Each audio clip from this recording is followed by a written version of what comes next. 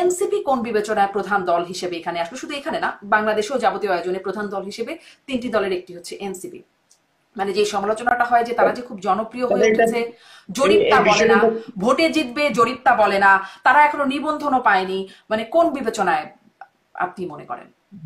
এটা তো খুব স্পষ্ট যে আজকে যে কারণে আমরাও এখানে আসতে পারলাম, বিএনপিও আসতে পারলো, একটা নতুন ইন্টারিম গভর্নমেন্ট হইতে পারলো, ইন্টারিম গভর্নমেন্ট এখানে আসলো, সবটার পিছনে যারা এনসিপি করেছে, তার সাথে জড়িত, তাদের তো এখানে একটা বিশাল ভূমিকা ছিল পরিবর্তনের ক্ষেত্রে।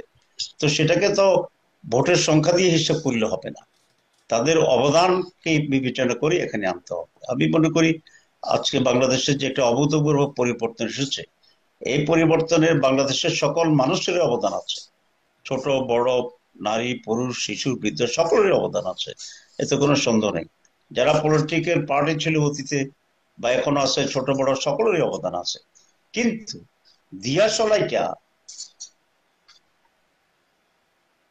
মানে এটা কি আগুনটা মানে ইগনাইট করেছে, জ্বালাইছে এখানে যারা যুবকদের যে নেতৃত্ব, সেই নেতৃত্বের ভিতরে, এবং সেই নেতৃত্ব এখন রাজনৈতিক প্ল্যাটফর্মে এনসিপি হিসেবে তারা প্রতিনিধিত্ব করছে। সুতরাং তাদের অবদান, তাদের অবস্থানটাকে, মর্যাদাটাকে বা গুরুত্বটাকে, কত সংখ্যার মানুষ এই দলের সাথে আছে সেসব বিবেচনা না করে পরিবর্তনে তাদের ভূমিকা এবং কন্ট্রিবিউশনটা যা ছিল তাহলে সেদিকে শুধুমাত্র তাকে তাদের ভূমিকা বা কন্ট্রিবিউশনটাকেই রেকগনাইজ করা হচ্ছে? ধরুন শিবিরের ছেলে ছিল, ছাত্র দলের ছেলে ছিল, এমনকি ছাত্রলীগের অনেকে ওই সময় ছাত্রলীগ থেকে সরে এসে তারা অভ্যুত্থানের পক্ষে নেমেছে। মানে ছাত্রলীগ তো সুবিধাজনক অবস্থায়, সেই সুবিধা ছেড়ে তারা মানে অভ্যুত্থানের পক্ষে কাজ করেছে, মারও খেয়েছে তখন ছাত্রলীগের কাছে।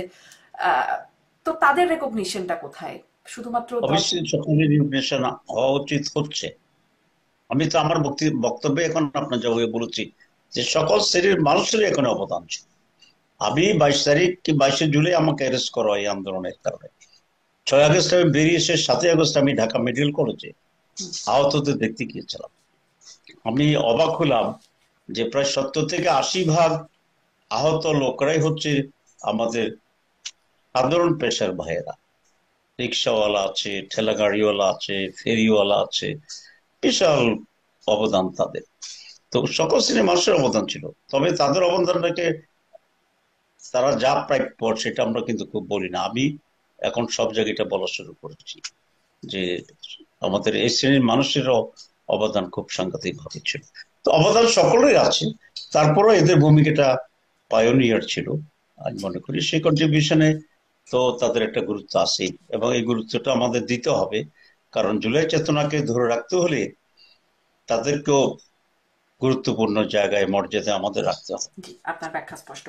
আহ, ফেব্রুয়ারিতে নির্বাচন হবে কিনা এই প্রশ্নটা সর্বত্র বারবার, মানে বারবার বলা সত্ত্বেও এই সব প্রশ্নটা বারবার আসছে। সেখানে আপনাদের একটা আন্দোলনীয় কথা হচ্ছে যে আপনারা পিআর এর দাবিতে আন্দোলন করছেন, জাতীয় পার্টি নিষিদ্ধ, জুলাই সনদের ভিত্তিতে নির্বাচন, লেভেল প্লেইং ফিল্ড, এবং দুর্নীতি এবং ফ্যাসিস্ট সরকারের দুর্নীতির নির্যাতন, জুলুম নির্যাতন এবং দুর্নীতির বিচার, এই পাঁচটা দাবিতে আপনারা রাজপথেও আন্দোলন করছেন। এই আন্দোলনের আসলে উদ্দেশ্য কি?